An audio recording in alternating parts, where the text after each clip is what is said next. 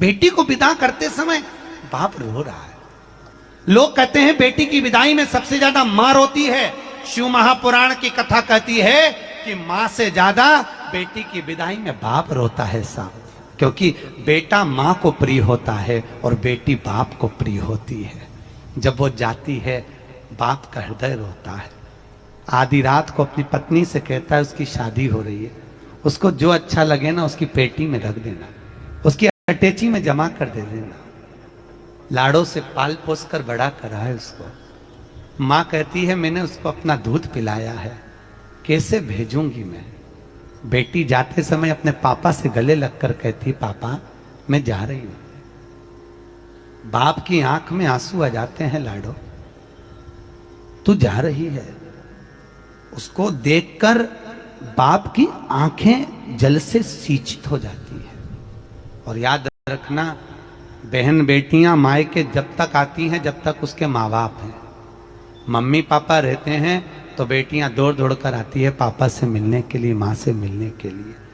जिस दिन माँ बाप चले जाते हैं तो बेटियां आना छोड़ देती हैं, मम्मी हमको भी समय नहीं मिलता, पापा वो तो आप हो ना, तो हम दौड़ कर आ जाते हैं। मिठास से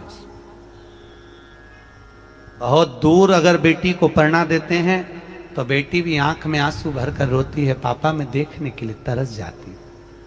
कोई त्योहार आता है, भाइयों से कहा जाता है, माँ कहती है अपने बेटे से जा दीदी के यहाँ चले जा, बहन के घर चले जा। क्या मम्मी तुम बहन के यहाँ भेजती रहती है, समय नहीं है मेरे पास जाने के लिए, मैं नहीं जाता।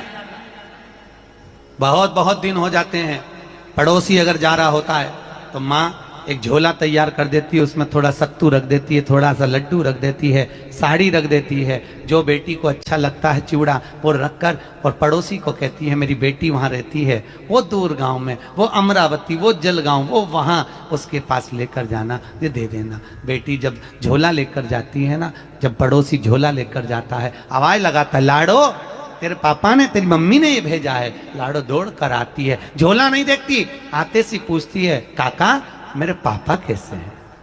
काका मेरे पापा की बहुत याद आती है, ससुराल वाले छोड़ते नहीं है। काका वहां रहती थी ना तो पहले भोजन करती थी, यहाँ सब जिम कर चले जाते हैं, मुझसे कोई पूछने वाला नहीं होता, क्या तूने रोटी खाई है, क्या तूने भोजन करा है। काका मेरी माँ की मुझे बहुत याद आती है।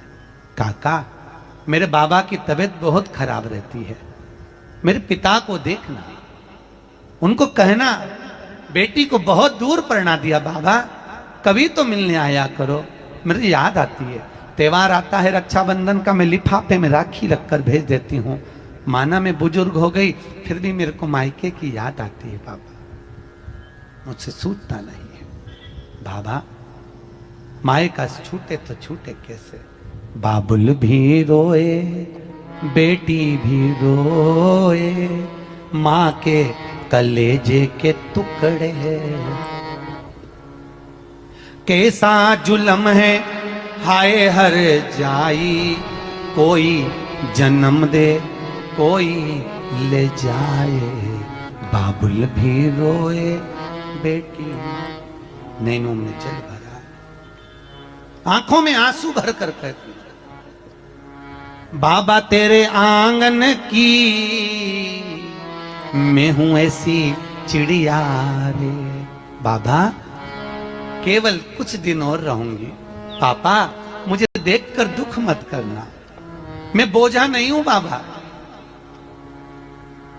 तुम मुझे पढ़ा रहे हो लिखा रहे हो पापा, माना मुझे लग रहा है कि मेरे ऊपर खर्चा करे और ये दूसरी जगह चली जाएगी पापा, पर तुम्हारी पढ़ाई जो तुम मुझे पढ़ा रहे हो ना कहीं मैं नाम करूंगी बाबा, कि बाबा तेरे आंगन की मैं हूं ऐसी चिड़िया रे, रात भर बसेरा है सुबह उड़ जाना है।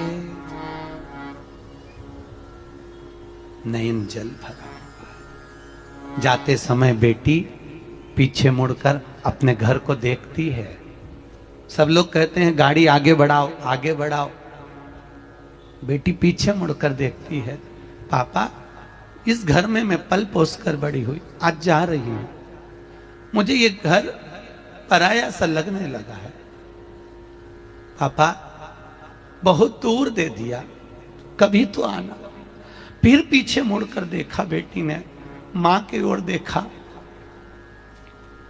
और बाप अंदर की ओर जाए।